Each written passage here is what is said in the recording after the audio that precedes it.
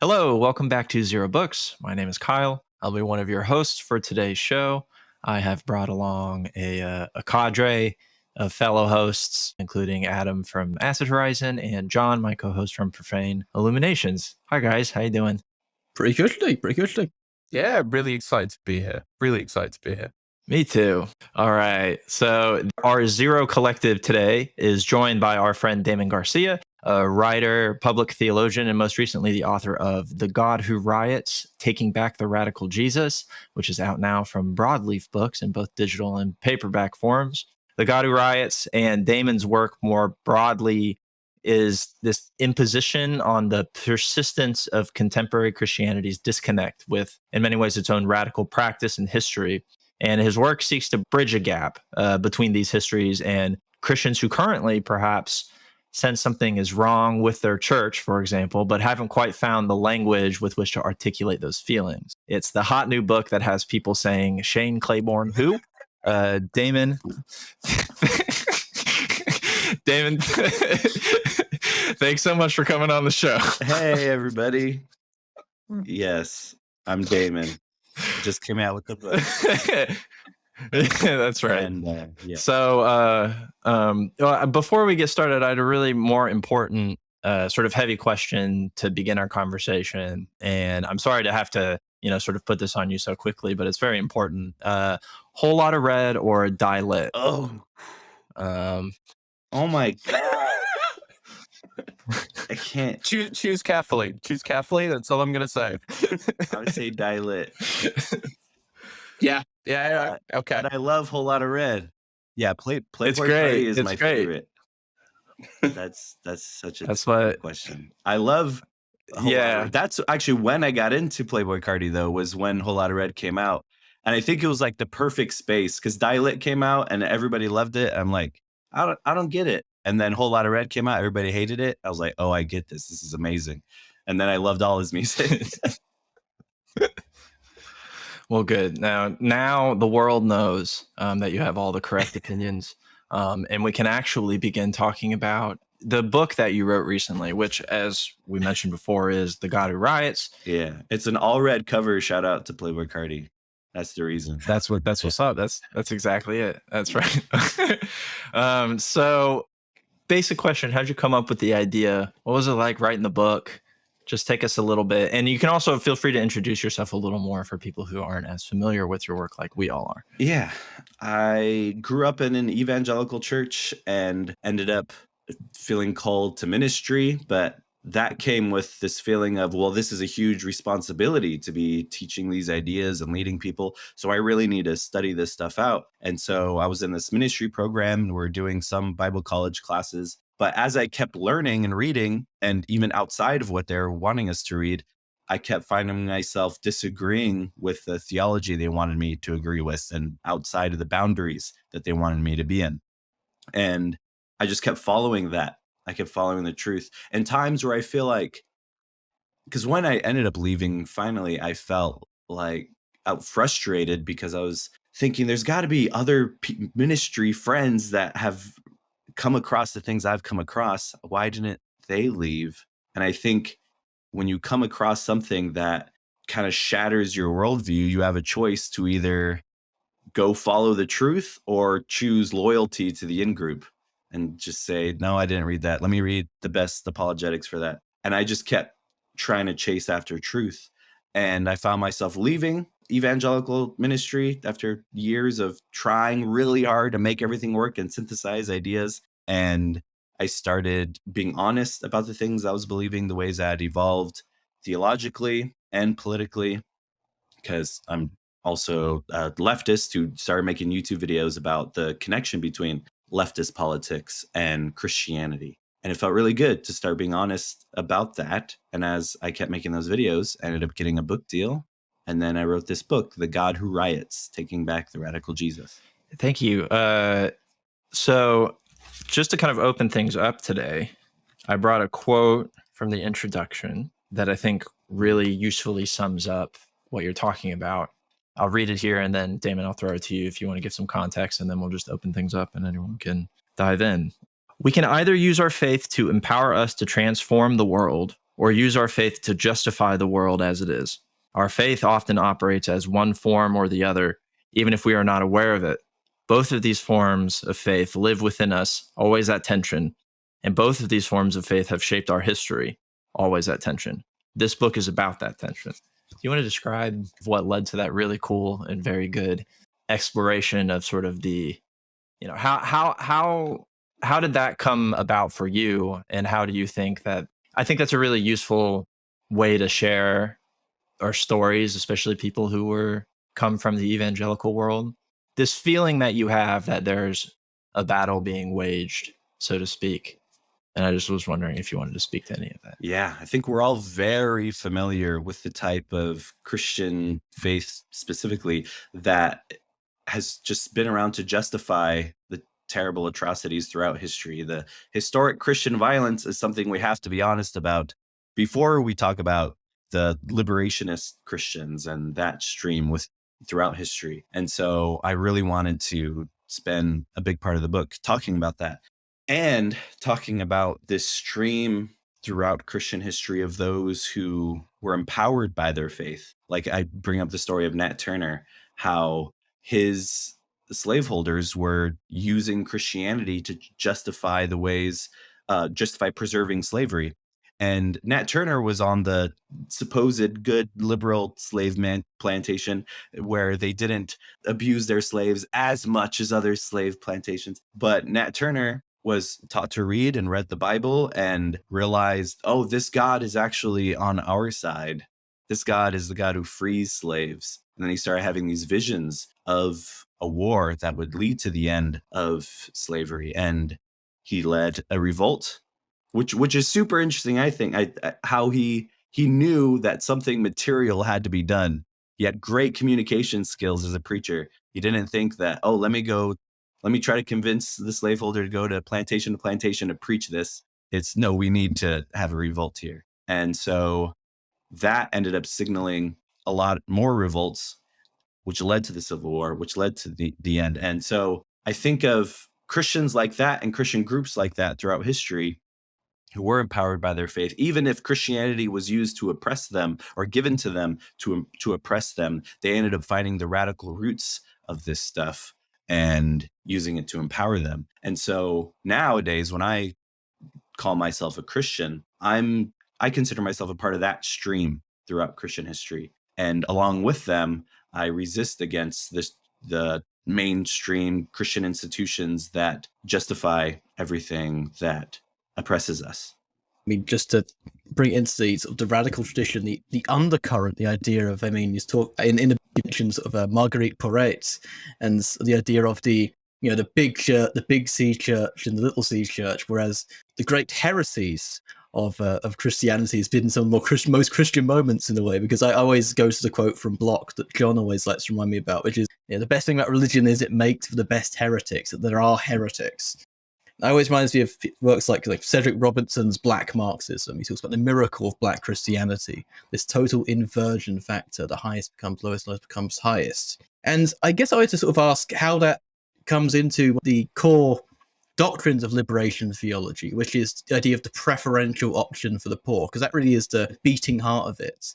I also wanted to ask sort of how many the resonances you find between that and Marx, because in the history of Marxism, I mean, Engels talks about it a lot.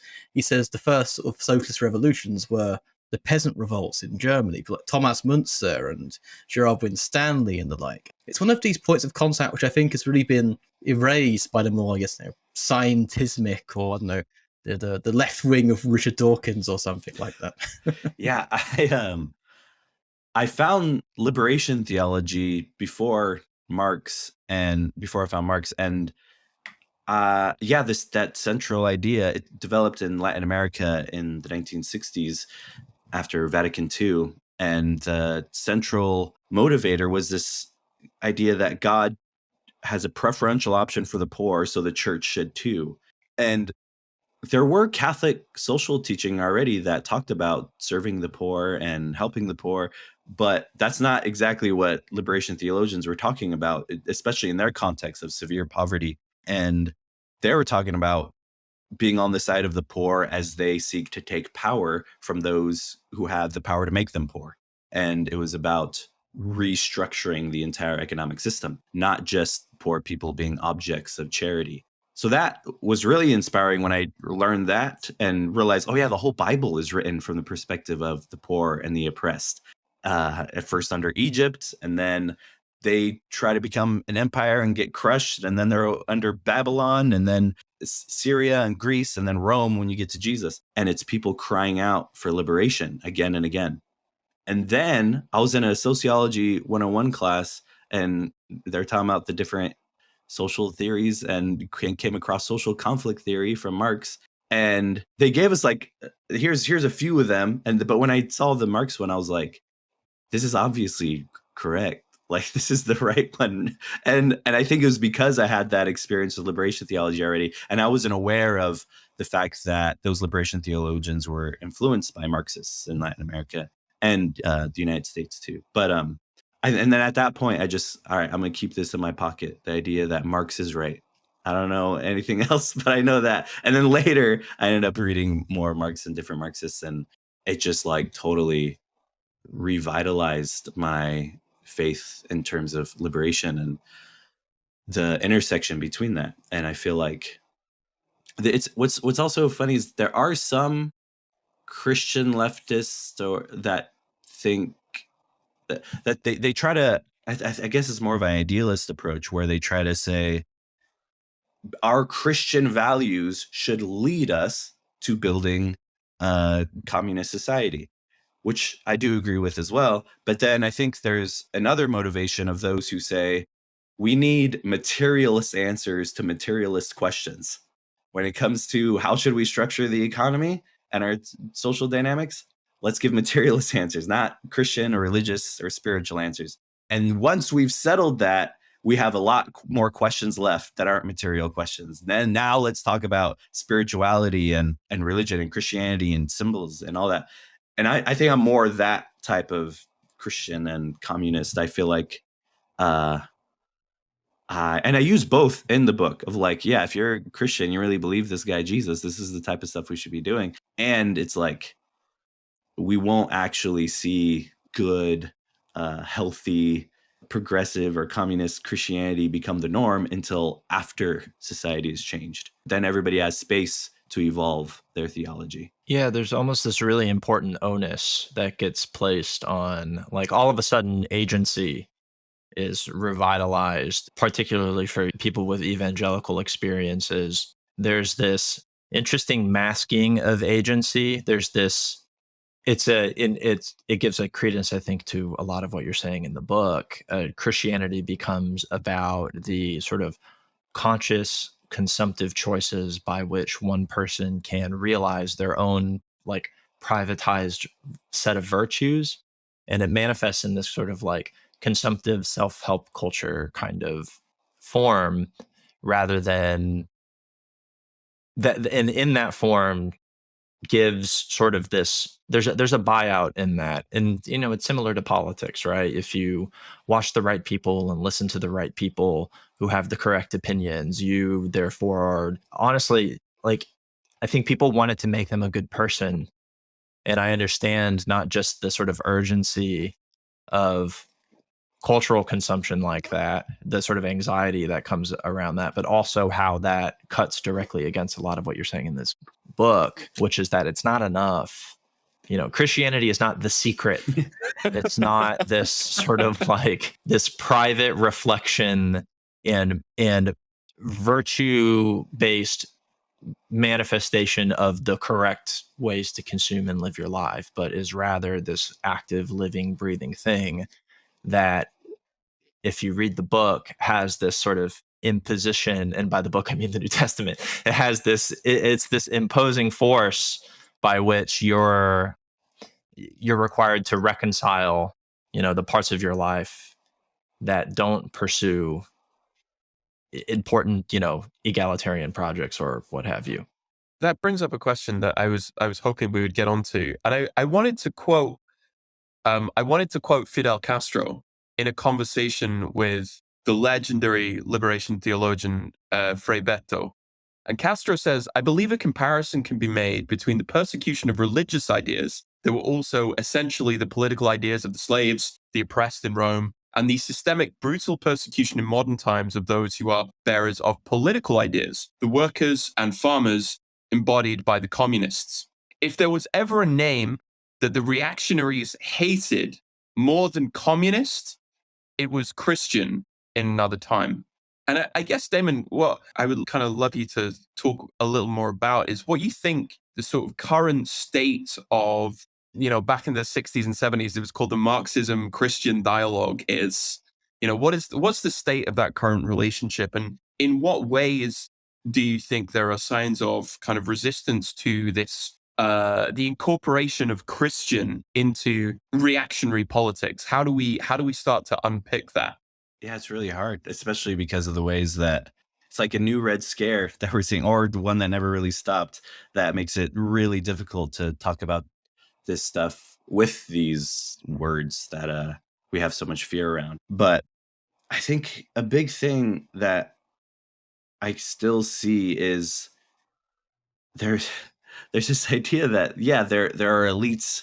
There are elites who are making it hard for the workers, except that always gets obfuscated with like people who act elitist are part of the elites, when it's like, no, we could see those who own and control everything and that we have to sell our labor to are the ones that are preserving power. And so I think being able to talk about that kind of thing in that way, and that way that people understand, is helpful. And I'm saying that in terms of talking to like people who are still conservative Christian, because I'm not sure exactly how to talk to them, but that's my best. And then as for people who are leaving those environments, it's interesting to see that they're looking for like anything else besides the conservative fundamentalist Christianity they grew up with. But then they end up falling into this like liberal social justice stuff where they end up treating it similarly, where they just adopt all the right labels and all the right ideas and don't really grow from there. And so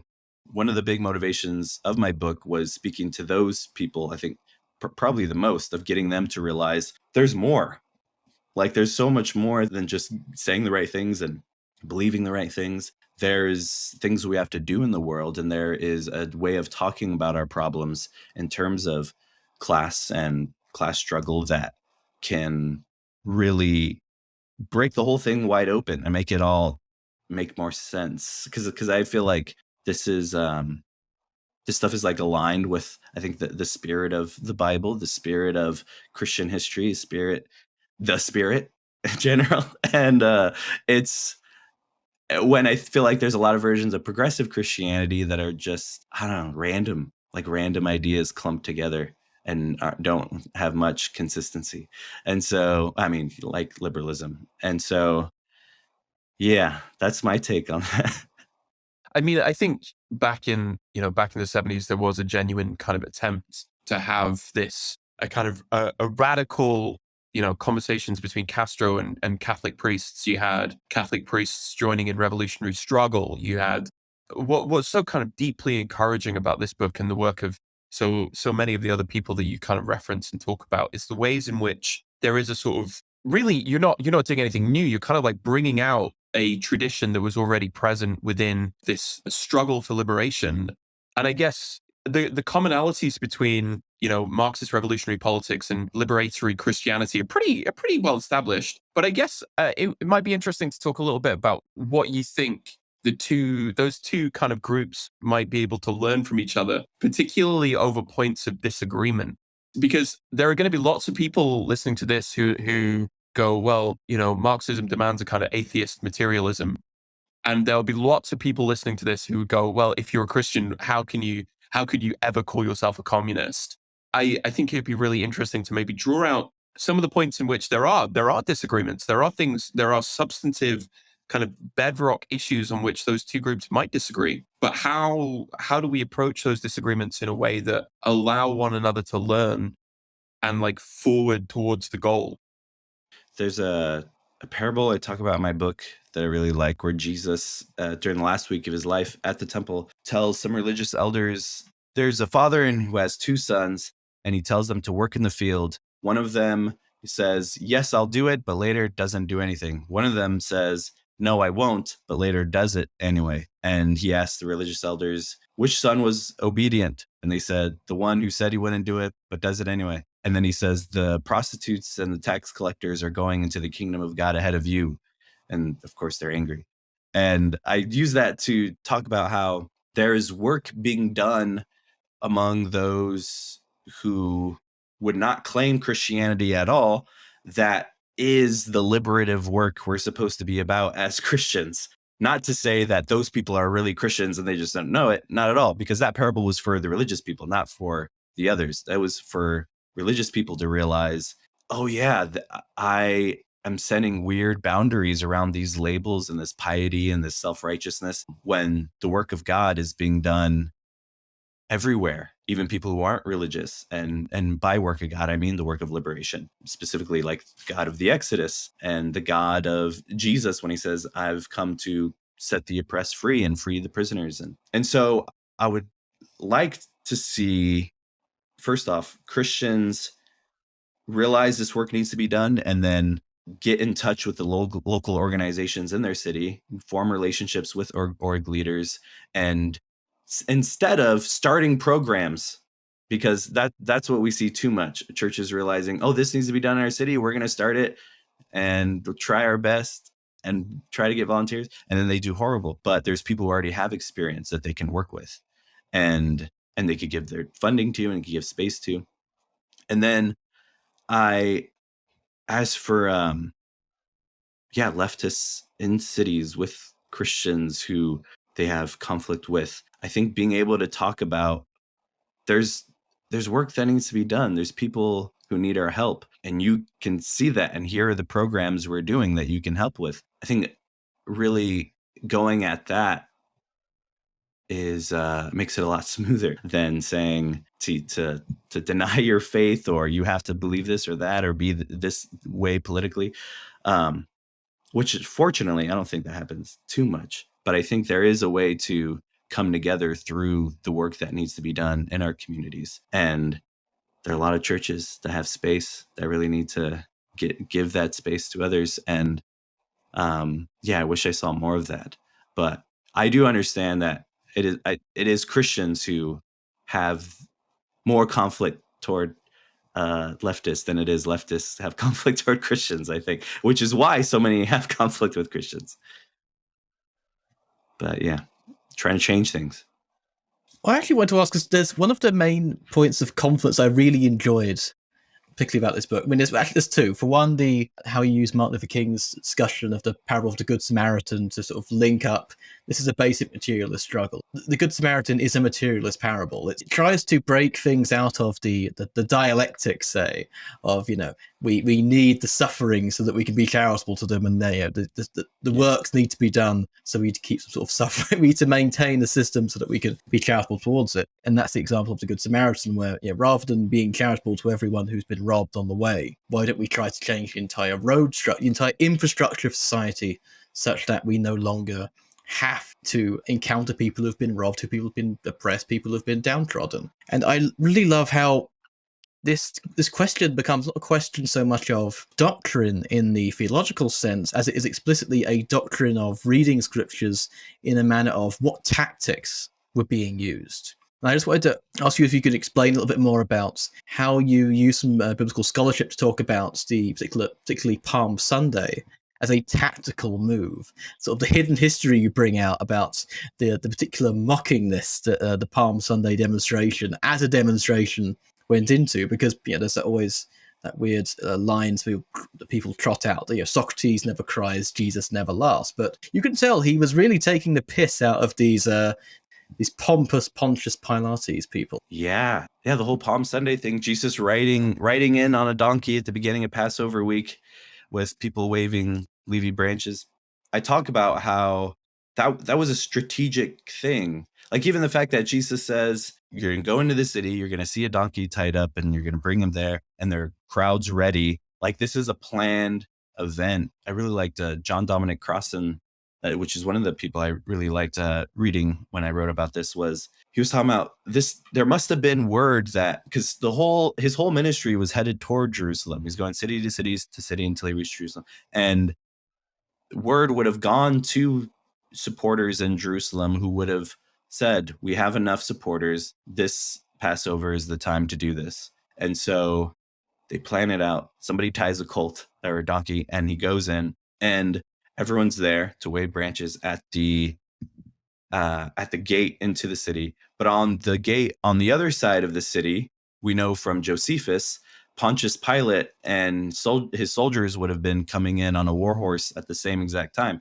because they always came in at the beginning of every Passover, because during Passover there was more risk of a revolt, because they're celebrating God freeing them from slavery. So they wanted to make sure everybody stays calm. And so I love imagining that picture of like Jesus on a donkey with the people on his side coming in on one end, and Pontius Pilate way over there coming in on a war horse with the soldiers and weapons on his side. It's like a deliberate lampoon of the Roman military and their power. And then we get another one at the temple, another demonstration that's planned out, that's what the title is in reference to, is that story where he goes into the temple and flips tables and pours out coins and drives out the animals that people were selling.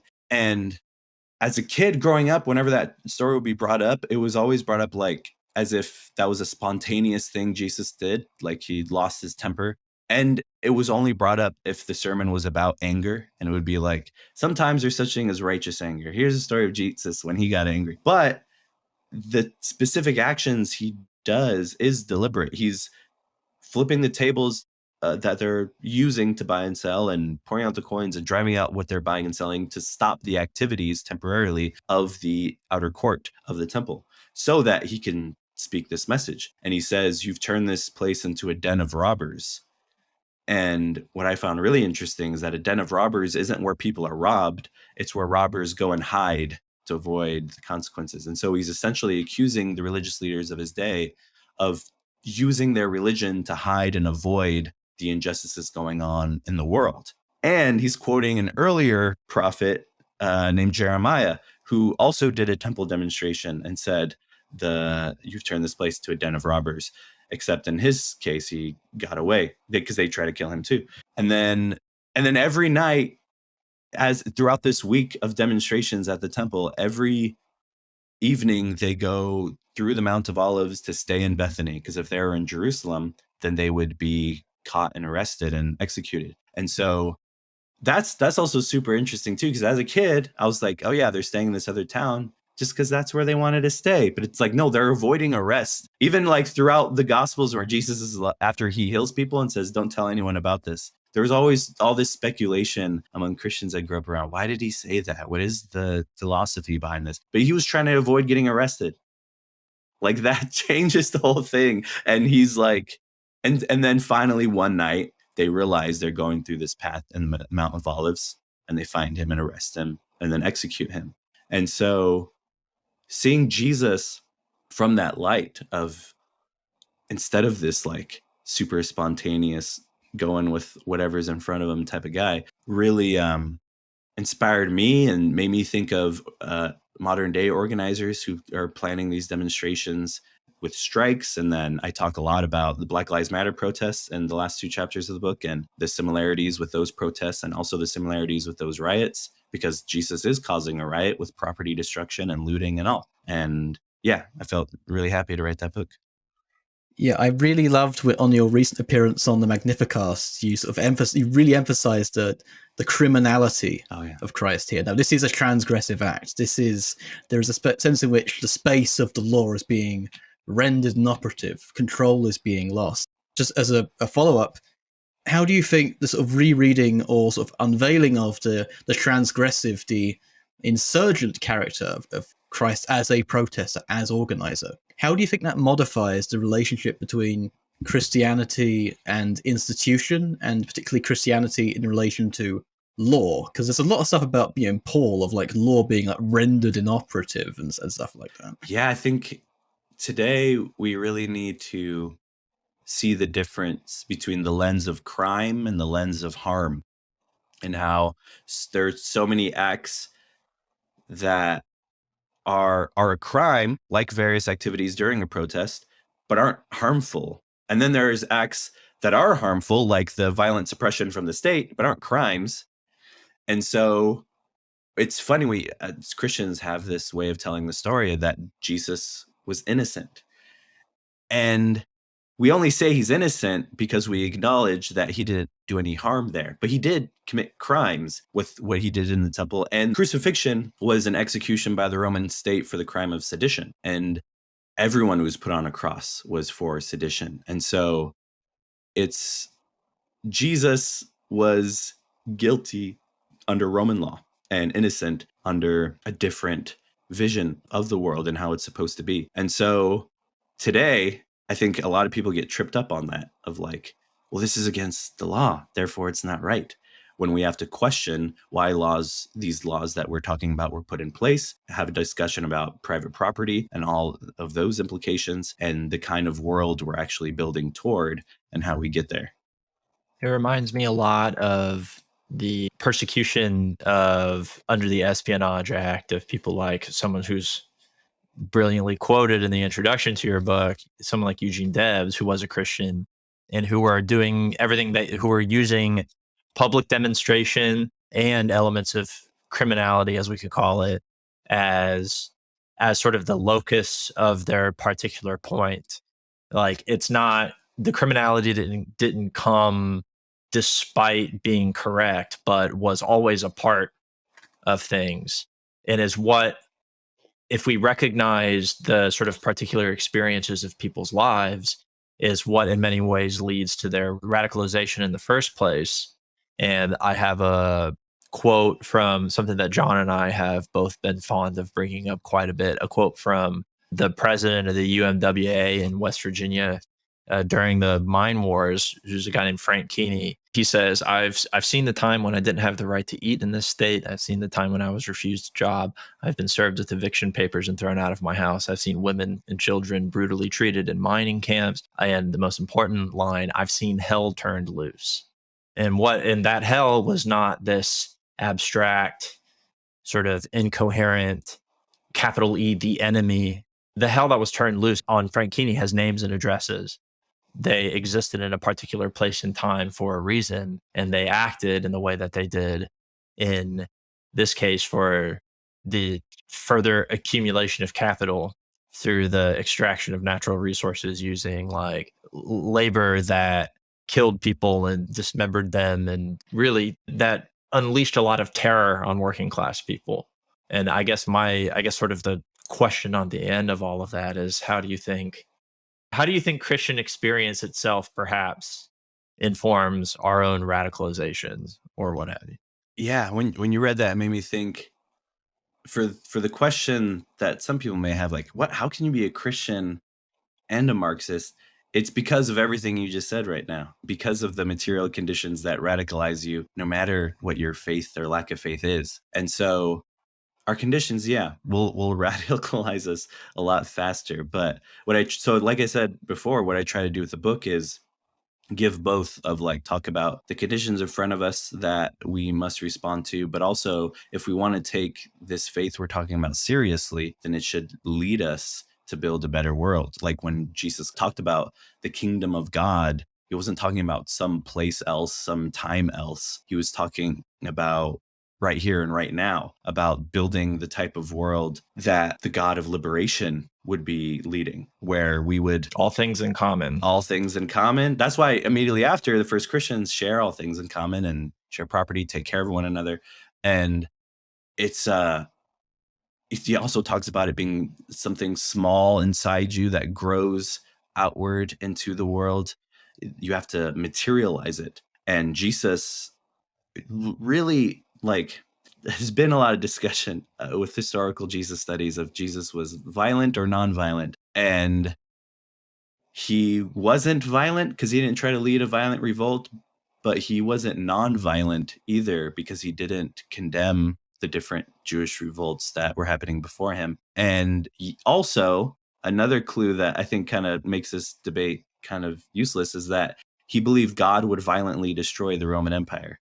And he preached about that, prophesied about that. And what he was interested in is showing people how to live after the inevitable destruction of the empire with a new set of values and treating each other with a new set of values and building a new world. And so I think there is a way of talking about our faith that does empower us to and does radicalize us. And of course, there are the conditions around us that will radicalize us as well. And I think we need both. I think what's super interesting about everything you said is this question of legitimacy, right? So we're told that the state is the ultimate form of legitimation, right? That's how we know what is right and what's wrong. But the idea of the crucifixion being the point at which the legitimacy of the state falls away is that is precisely why, in political terms, the crucifixion serves as a symbol of kind of like revolutionary struggle, because it's the point at which the legitimacy of the state is completely superseded. And I guess this brings up a kind of bigger problem, because, you're writing from the United States, which loudly and often professes itself to be a Christian country, or rather, to put it in other language, a Christian state.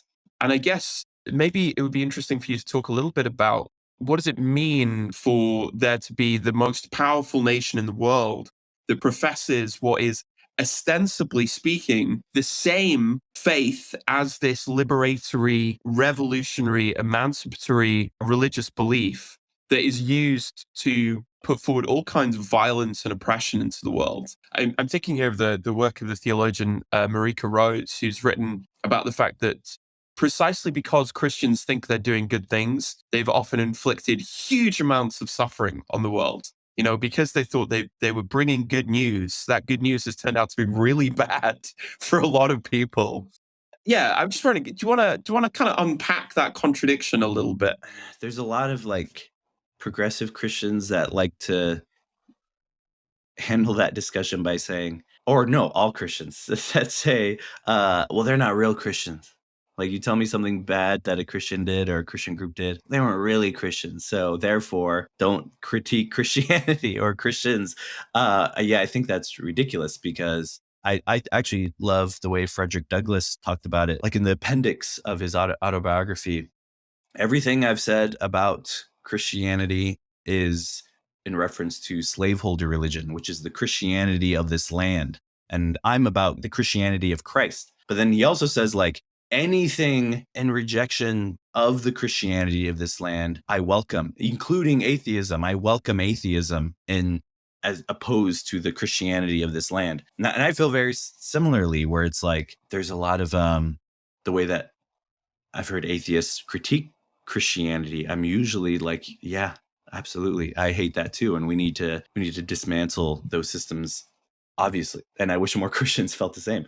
But I often see it like that, where the Christianity of this land are real Christians. They are Christians. And I wish more Christians would be able to recognize that and reject it. Or I love Kierkegaard made the distinction between Christendom and Christianity. And he felt like it was his mission to reintroduce Christianity to Christendom. And some people talk about in the transition from capitalism, socialism, and then communism, there would be a withering away of religion. And I don't agree, but I think there will definitely be the end of a lot of the religious institutions we see today. And what we'll enter into is a phase of religious experimentation. And then it'll reflect the new values of a new society, and we'll see what it becomes.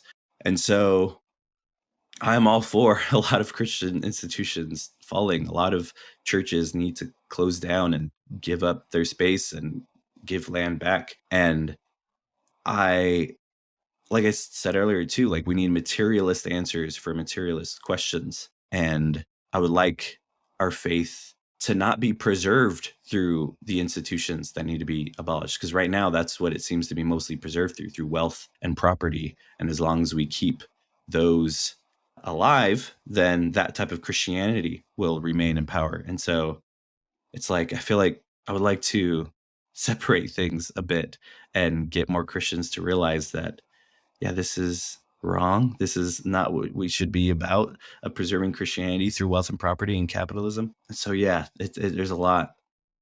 It's very, very complex and hard to get people to separate those things in their head. Because for a lot of people, it's just like all Christianity, and they don't see the ways that things have been manipulated. But I think one of the things that really does help is talking about the history of these different ideas, of the ways certain doctrines or theological concepts that were developed and what they were developed in response to, or what they were trying to stamp out by developing that, and how they became consistent through church doctrines. When we can point to that history, we can see, oh, there's their beginning. Now we can envision their end. And instead of what a lot of churches teach, oh, this is what the very first Christians believed. And they're saying all these very modern fundamentalist theology. And so, yeah. I think what I really love about what you said is that it chimes kind of so well with one of my own sort of big influences, which is Herbert McCabe, the Dominican socialist. He said that Marxism appealed to modern people because it fills a gap left by our inadequate preaching of Christianity. And one of my favorite quotes, which I just dug up out of this profile written by Eugene McCarraher, is McCabe saying that just as the Marxist looks forward to the final withering away of the state, so the Catholic looks forward impatiently to the withering away of the organized church. Which is very cool. That's the theological paradox at the heart of a lot of, particularly the Catholic Church, and how some recent theologians have critiqued how the Catholic Church reads Paul in Letters to the Romans, the idea of the catechon, the thing which holds back, which people often read as the Antichrist in Paul, but in a way you can translate it in Greek, not in the sense of a lawless Antichrist-like being, but a being without sin. And of course, for Paul, without the law there is no sin, because before the law I couldn't even commit a sin. It's the law itself is actually binding me to this internal logic, this dialectic. And I really love the idea of a Catholic Church actually having sort of give up its space as the thing that holds back the collapse of itself, and sort of delivering its own submission, which is it's eschatological. It's the end of the world, but not in a sense of the fire and brimstone, or even the end of Evangelion kind of thing. It is the new use of this world, not of it, but from it, an uprising in the sense of. And this is why, John, when you said about the idea of the crucifixion as a revolutionary symbol, the entire Roman Empire looks like the absolute silliest fuckers on the planet. You couldn't even deal with one guy, and you thought he was going to kill this, and now we've made you look like the silliest people in the universe. And I think there's a real power to that. And of course, this image inspires a lot of uprising. So, Damon, I wanted to ask you actually if you could tell us some of your sort of favorite sort of influences in terms of the historical practice of liberation theology as a revolutionary practice. Because I know you mentioned quite a bit in the book Ernesto Cardenal, and particularly his work with the Sandinistas. I was wondering if you could give us a bit more of a window into this historical example of theory and theology and praxis, and sort of the conflict that brings him into with these particular institutions, with John Paul II sort of chastising him for this. Yeah, Ernesto Cardenal is a Nicaraguan liberation theologian, and he was a Catholic priest, and he participated in their revolution. Also at the time, there were multiple instances throughout Latin America of Catholic priests working with Marxist guerrilla fighters. And like we said, with the conditions is what radicalizes people. What's funny is when people talk about that time today, some people say there's really conspiracy theories that say Soviets came in and manipulated some of these Latin Americans to turn them into Marxists. That's partly racist, because it's there's no way that these people could have come up with it themselves. But also it's it totally ignores the fact that, no, it's their poverty that made them into Marxists. And so the Vatican and Pope John Paul II, the Pope and the Vatican did not like that this was happening in Latin America. And also a really inspiring thing is the story in El Salvador with Oscar Romero, Archbishop, who was sent over there as basically the moderate priest to calm things down. And then he saw the poverty and saw the ways that the military dictatorship was even killing priests as well. And he was radicalized, and then he was killed. And so, yeah, and then Ernesto Cardenal, after participating in the revolution, he became in charge of culture and started the art programs and literacy programs. And the Pope came and visited him And there's a picture and a short clip of this where they're at the airport, and the Pope came because it's like in the canon law that you're not allowed to be a priest and a state official. But that's not the only thing he was upset about. It was the Marxism and the revolution. And so at the airport, there's this picture of Ernesto Cardenal kneeling and looking up at the Pope, smiling, and the Pope's just wagging his finger down at him. And the Pope says, "You must fix your affairs with the church." And I think that's so funny because I feel like the Pope had such a small view of the church. The fact that he viewed everything he was doing as outside of it or in conflict with it, when Cardinal viewed it as very much in line with his faith. Like, of course, this is what I'm going to do because I'm a Christian, not in spite of it. And so, yeah, those people are really inspiring. And Gustavo Gutierrez is the one who coined liberation, a theology of liberation, in his book, a Theology of Liberation. And he was a part of those first conferences of bishops in Medellin, Colombia. And yeah, that book's a really good start for anyone to look into that. Gustavo Gutierrez, A Theology of Liberation. Also, what is that? Michael Lowy, War of Gods? The War of the Gods. Yeah. War of the Gods. I think that's like a lot shorter and a good introduction to like that history and what was happening politically, because it's not written by a Christian or liberation theologian. He's talking about the history and the politics of it. That's super good introduction, I think, to liberation theology. I really appreciate what I think you've brought up here, especially with this idea of like, you framed it in the, I think, very accurate, like lack of imagination in certain like sort of European perceptions, or sort of like call it Western contemporary perceptions of the evolution of, say, like left-wing thought in Latin and South America, or just an inability not just to accept that, yeah, the non-white people, have good ideas and original ideas, but the fact that it relies on its own imposition of colonial agency, when in all actuality, what usually happened was when European texts, for example, or ideas encountered in colonial context, encountered different people, those people were able to then take those particular texts and then refine and update them in such a way to critique the people who introduced them in the first place. Which this idea of the sort of colonial Jacobin slave in the French Empire, or in the work of post-colonial theory in general, that sort of used ideas born in the metropole to then sort of wage war against it. But also in South and Latin America with the work of Marx, Antonio Gramsci finding so much life, and in our more contemporary moment, the fucking work of Mark Fisher, which has continues to grow in popularity in Spanish-speaking countries. I think what you very dutifully bring up is that none of that is ever by accident, but only through the conscious efforts and objections of people who are really breathing new life into ideas that have been around for a while. Definitely. I really loved, because I have this chapter called White Christianity All the Way Down, where I talk about a lot of historic Christian violence and the ways that Christianity and the way that they classified people is what led to the development of white supremacy, and the way that classifies people. And I needed to do that chapter before the next chapter, which was Taking and Reshaping Jesus, which is about the ways that colonized and marginalized peoples have reshaped the faith. And that continues to inspire me, the ways that Latin American Christians have reshaped the faith, indigenous Christians and Black Christians, and the various liberative theologies that have come from their perspective. And now at this point, it's interesting because a lot of people don't know about those different liberative theologies. And at this point, I feel like that is Christianity. And now I always feel caught off guard when I encounter like the white evangelical stuff I grew up with. And so, yeah, there's a lot there for sure. And I feel like my book gets to be a part of that stream.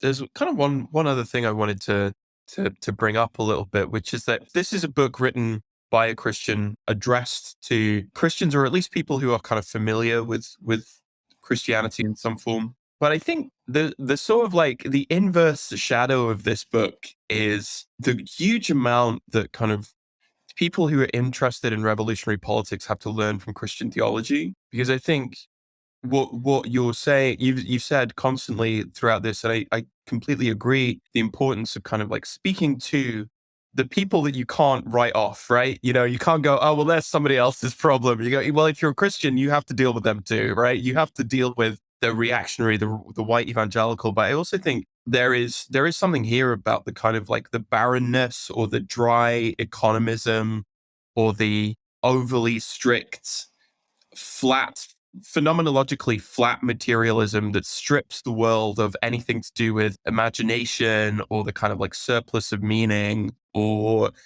the left kind of really, really needs. You know, maybe you'd like to say a little bit about like someone who is not a Christian reads this book. What is it you'd hope for them to take out of it? I think a lot of people grew up, around Christianity or in Christianity, but have suspected that Jesus was a lot more radical than what people were saying, and feel like somehow Jesus is connected to where they're at now. And one of the motivations for the book was to tell those people, like, yes, your suspicions were correct, and here's the ways that Jesus was a lot more radical, and how it connects with radical politics today and activism today. And also to realize there is, I think, something deeper going on in our work toward liberation. I've heard people talk about going to a protest or a demonstration and saying that it felt like church, but somehow even more like church than church ever felt. Like there is something there in the experience of solidarity. And it's like I want to show people that, like I said, materialist answers for materialist questions. And then there's other questions, which is like, what else is going on here? What connects us? What is beyond us? And where are we going? And I want people to be able to refresh a kind of mystery around theological ideas instead of being able to dismiss. I want everybody to do that, not instead of being like, oh yeah, I know exactly what this is and exactly what Christianity is, exactly what God is. Or the other side, I know exactly what God isn't and I don't care about it, but to be able to be like, there's something else going on here. It's a lot more mysterious than what other people may make it seem. And I want to be a part of it. And that, I don't think that requires people taking on the label of Christian or religious or spiritual or any of that. And when Jesus talked about the work of God, he talked about liberating the oppressed and feeding the hungry. And I don't think he was too concerned with that work being done under a specific banner or label. And so there is work that needs to be done that we as humans are driven to in response to the suffering around us. And I think some people, maybe that's all God needs to be, that which calls us beyond ourselves to respond to suffering. And that's okay. That's all. If that's all you can get, then that's okay too. It's but yeah, like I said, I would like to reopen a bit of mystery here. A necessary qualification for the very poor conversation that often happens between these subjects, and that not to be a total downer, but only gets worse because of online. So at the very least, we can bring some clarity, hopefully. Damon, do you want to offer any final thoughts and plug all your shit? You're welcome to. Yeah, you can get my book, The God Who Riots, from anywhere that sells books. Also, John wrote an endorsement. It's in the book, which is, I really appreciate that. Also, there's a story about Kyle, or a story that Kyle told me that is in there. You got to find it. You got to dig deep throughout the book and find it. And I'm really happy I got to include that because, yeah, me and Kyle, but for those that don't know, have had many, many, many conversations for quite a while about these topics. And while I was writing the book, I was able to go to Kyle, especially before the book, when I was trying to put the structure together, and Kyle was able to help me make it a little bit more clear than it was in my head. And one of my favorite moments throughout writing the book was I started to freak out in the editing process of feeling like, I don't know, this feels like a bit too idealist. I don't want to make it seem like it's just, yeah, I didn't want to make it seem like that. I wanted to make sure that it still is coming from a materialist perspective. And then I messaged Kyle about it, all anxious. And Kyle was like, I think you just need to change the tense of some words. Like instead of it is, it can be. I was like, oh yeah, that solves everything. So it was like super helpful. And yeah, so I'm proud of the book. It's out, and you could find me at damongarcia.com. Also Twitter and Instagram at whoisdamon. And yeah, follow me on there, message me, say, hey, I heard you, and we'll talk. Thank you for having me on. Thank you for coming. God Who Riots. Links in the description. Go get it. Give it to your Christian aunt and see what happens. Yeah, we'll just call it. We'll call it there.